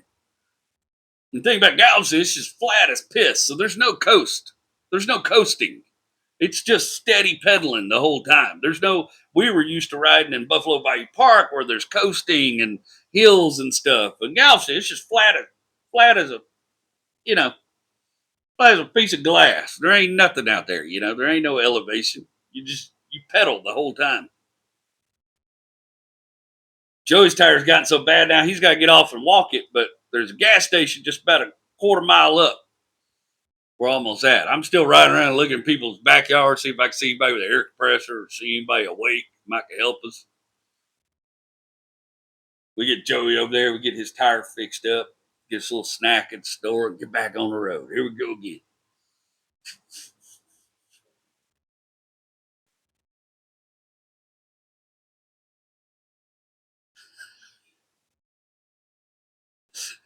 I still ain't saying nothing about the extra distance because I want Joey to know I screwed up mapping the ride. You know what I mean? Like, I'm just being quiet about it. We get about 6 miles away from home, and Joey goes, "Hey, man, my mile tracker just hit 40 miles." I said, "Yeah, it turns out I didn't map it right."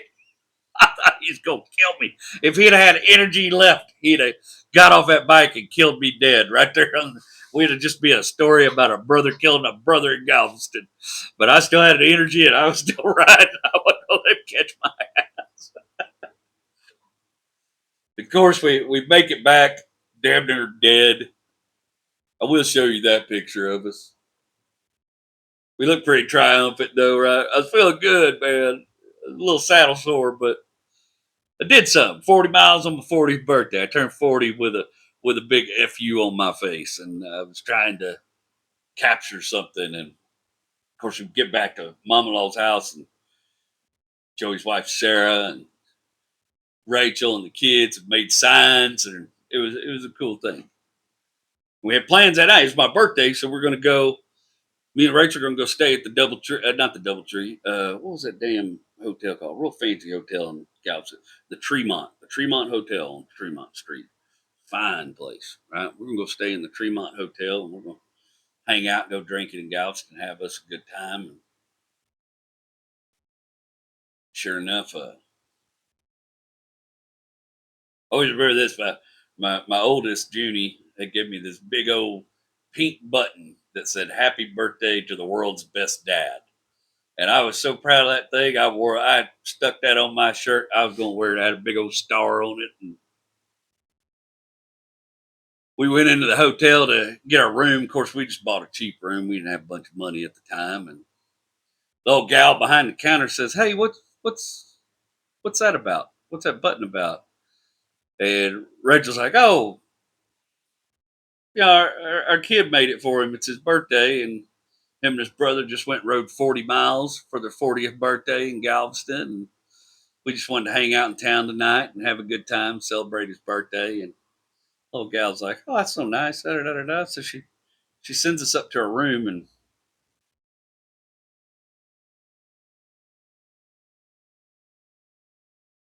hits us up just a little while later on the phone. She goes, "Hey, there's been a change. I need to change y'all's room." And she gives us the number of another room to go to, and they bring us, they meet us there with the key, and it's their nicest. It's I don't know what it's called. I called it the presidential suite. There's a picture of me standing by one. You could be president if you stay in that room. I think I look like I could be president staring out that window. That's what I told everybody. Boy, I feel like, whoo. But that gal upgraded our room for free to the best suite they had because she liked the story, liked that big pin I was wearing to my kids. Joey and Sarah. I think Sarah took that picture. Come over and hang out.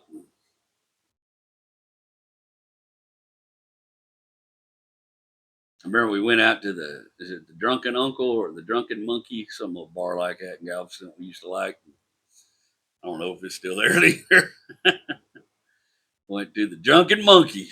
I like to do a Boilermaker on my birthday. That's my favorite thing. Is every year on my birthday, I like to take, and I do my version of the Boilermaker, but I like to take a big old mug of Lone Star beer and a big old full shot of Jack Daniels, and I like to dump it off in that mug and then drink it all down as fast as I can.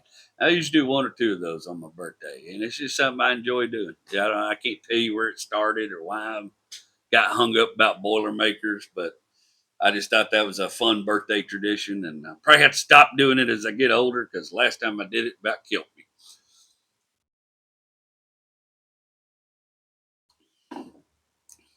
But I'm still going strong. We're great. We're having a good time.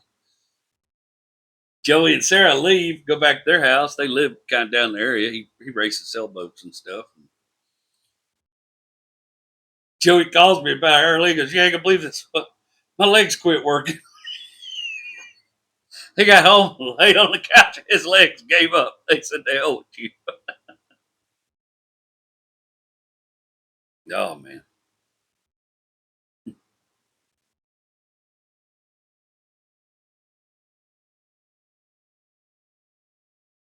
I was Joey's best friend. Joey was my best man at my wedding. I was his best man at his wedding. Gave a hell of a speech. My sister-in-law, Joey's wife, is one of my favorite people. That's my sister-in-law. I'll fight you about her. I was kind of a jerk to her for a long time, but I was operating on some bad information. Once I got the right information, I made it right. They have my little niece. I'm getting to watch. Joey became a father after me. My kids are teenagers, but their kids very young still, and I'm getting to watch Joey learn to be a father, and he's damn good at it. He's damn good at it. It comes to him. I love those are my people. That's my. They talk about chosen family versus real family, but that's my little niece, my little sweet pea. Means everything in the world to me. I love that kid. You think I want to go to kids' birthday parties? I go to that kid's birthday parties. I tell you that. I barely go to my own kid's birthday parties. No, I mean, I go to my kid's birthday party, but I go to that kid's birthday parties. Make sure she knows her Uncle Jerry loves her. I tell you that Joey's always done very well with money. He's always been financially secure. He's always been very smart about money, and he is one of the most generous people on the planet. There's never been a time where he failed to offer me a hand up or help me out, if it was just work or whatever it was. And like I said, I'd probably live to be 100 and never get him all paid back. I'm gonna try. Me and my mom watched this movie one time called Secondhand Lines, and it's a great flick.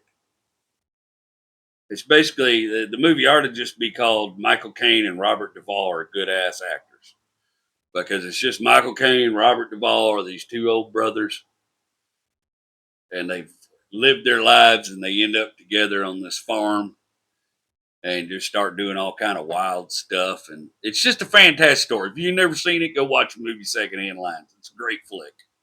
The story doesn't even matter. They're so damn good. But I remember watching that movie with my mom, and she's like, "Yeah, that'll be you and Joey." And luckily, we both married younger ladies, so probably not. But it did make me laugh at the time. He is that kind of friendship, though. I'd whoop somebody's ass about Joey, even mine. I am. I consider myself a rich fella for a lot of reasons, but my brother and I's bond is one of the big ones. Been fortunate to know him and have him on my side. And you'll know, I wanted y'all to know what kind of man he was, because you're gonna hear more about him. There's more stories, there's more time. He's been a part of my life for 30 years. Yes, there's a few chaotic spots in my timeline where he ain't present, and no person in the world could blame him. He remained my brother through so many times when I don't personally feel like I earned the title. But sometimes I feel like that's kind of a vague definition of a brother. He's watched me change a lot, and he's still remained my brother. We don't agree we don't agree on a lot of things, but I will always listen to him because he's so intelligent, and me and him just we can communicate. Sometimes he's my favorite person to disagree with because we do it with class these days and laugh and know we still love each other. You need a person like this in your life. All my favorite jokes I've ever written, they've come from conversations with Joey or Rachel on the porch, on the phone, on a boat, on a long drive.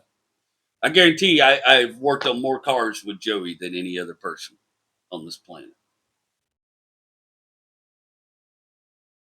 I mean, folks, everything, everything. I guarantee he'll probably come over and help me with my Volkswagen.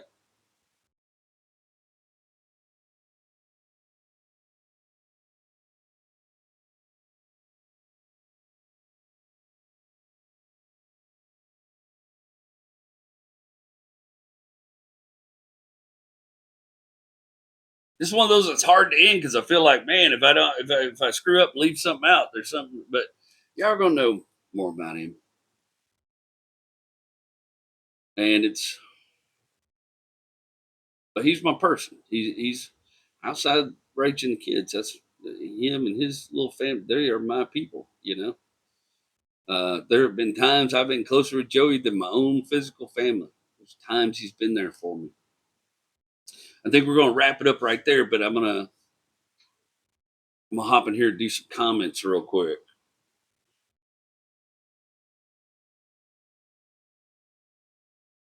Here we go. At Caveman the Wood Butcher. The love and romance in your voice when you talk about Rachel, I feel that. I hereby lift one to that beautiful love. Thank you, brother. Yeah, man. This is a no brainer for me. Rachel's most of my world. you know. And my world didn't get beautiful until she taught me how to look at it the right way. If you find somebody who can teach you how to see the beauty in the world, then you'll never have a ugly day again. That's true. You're gonna have some ugly days, but you'll find the beauty again afterwards.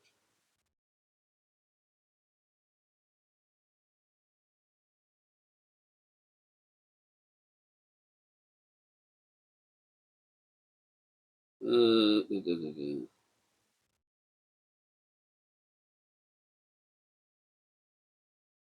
At Bodine3231. Tried to watch this live last night, but my wife wasn't feeling well and my son wanted to play with me, so you got pumped by a 7-year-old. LOL.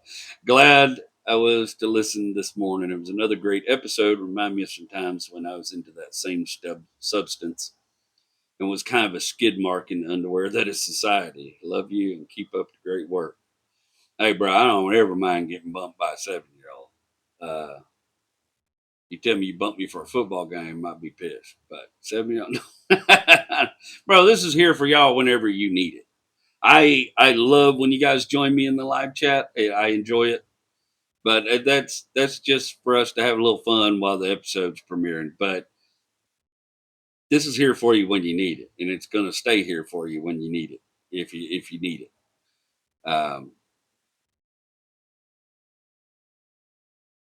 So you went down some same holes I did, and yeah, I try to talk honestly about that substance, but I never want to glorify it. I it's one of my main regret. Like that's one of the things I would have never done if I could go back and do it all over again because it just steals your joy, ruins who you are as a person. I've never seen I've never seen one good thing come of it. Let's see.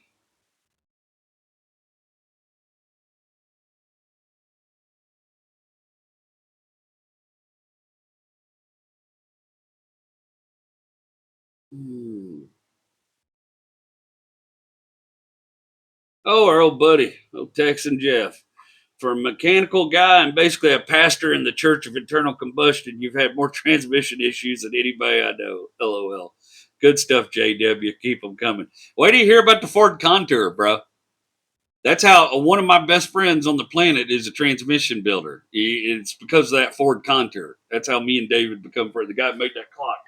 That's how we become friends. Is that Ford Contour? I have had more automatic transmission woes than anybody I've ever known. I still despise them. I mean, I realize they've gotten a lot better, and uh, I am one of the few people that doesn't hate the 4L60E. I think it's a pretty good transmission. I've had good luck with those. I've had better luck with those than I've had with AODs, E4ODs. Now, my E4ODs have been pretty good, but they're a nightmare to work on. But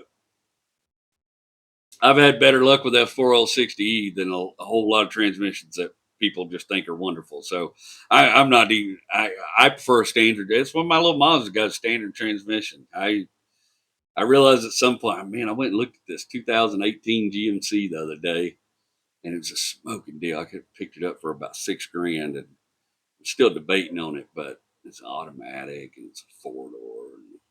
At some point, I might have to give up some of this crap I hold so dear and just get along with what's being piped and sent to us. But I ain't happy about that. As always, I keep reaching for that mouse and it doesn't work.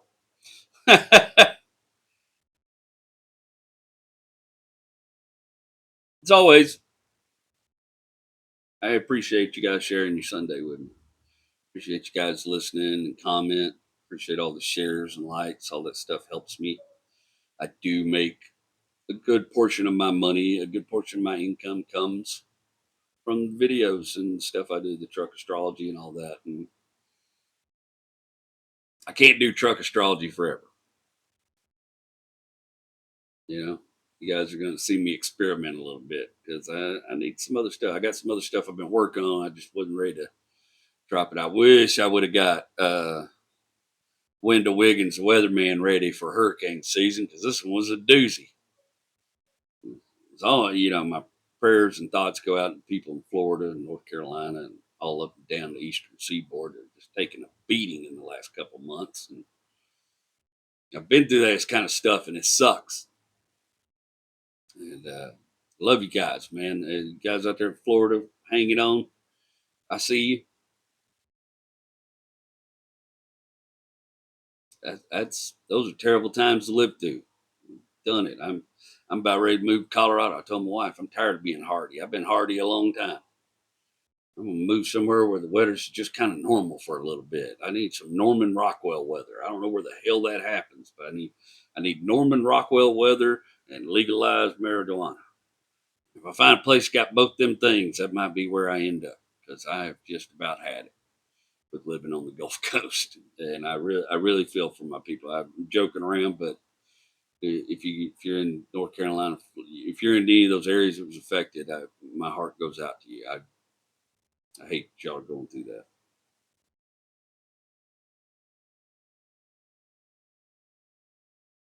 I hope you guys know a little more about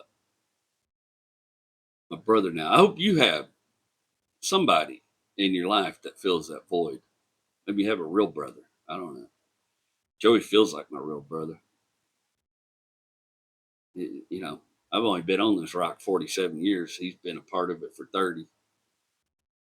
Sometimes he feels more connected to me than some of my actual family because we've just got so much history together. I was trying to pick apart stories to tell you guys, and there's some stories I'm never going to tell you because, whew, we might still could get in trouble for some of them. I don't know. I can tell you, I ain't thrown bait in the water or grabbed a wrench and went to work on a car with many more people than I have with Joey. None. We spent our teenage years under the hoods of cars, out at Bolivar fishing. Me and that dummy went out and fished during a tropical storm one time. We didn't know what was happening. Almost killed us. Beat us till we got beat to death by them waves. I lost a $500 pair of Oakley eyeglasses that day. I was pissed. I ain't bought an expensive pair of eyeglasses since then.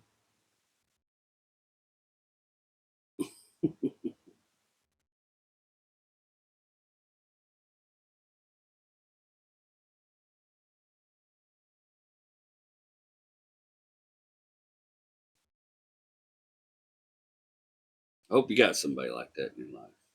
Who's I was trying to think of a song for this episode, and I just there was this song called "One Headlight" by the Wallflowers, and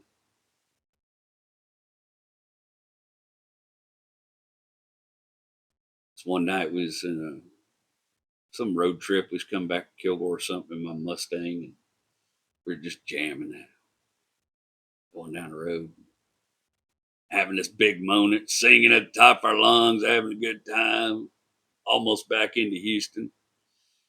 And right when the song ended, I sneezed out of nowhere and blew snot all over the windshield. And we almost wrecked the Mustang because we couldn't see out the windshield because of snot. Pull over. Ever had to use a gas station windshield cleaner, try to clean the inside of your windshield, clean boogers off of it?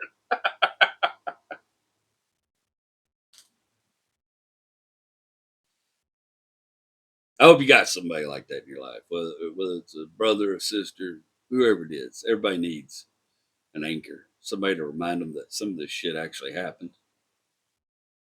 And I really hope Joey outlives me. I don't know. He's older than me. Odds don't look good. I'm fatter. Who knows? But I can't. I can't imagine. I'm just not sure I can imagine what it would be like to live life without him in the world. Maybe we get lucky, we'll both croak on the same day when we're 100 years old or something. Maybe on that sailboat I'm buying that's chained to the dock so he can't go no damn where.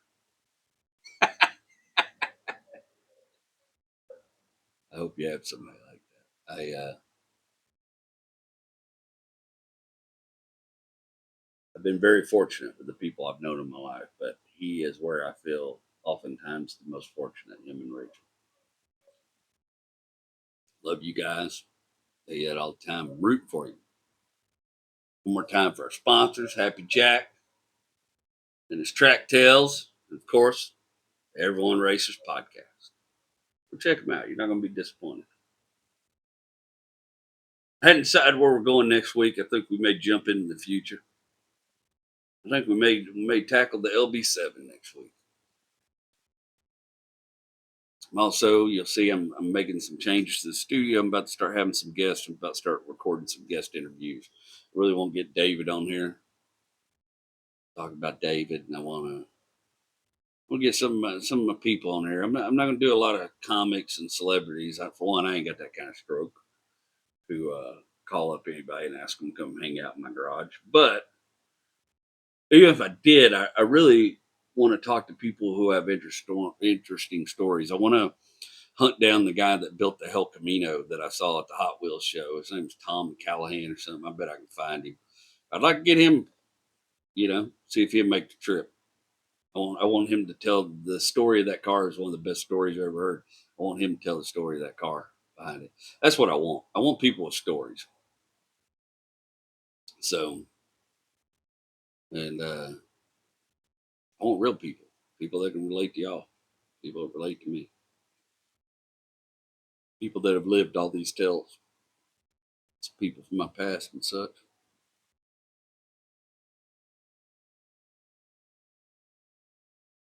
Anyway, I love you, and I'm J-Dub.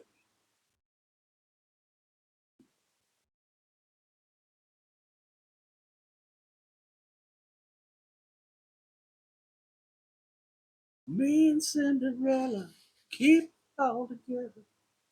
We can drive it on. One headlight.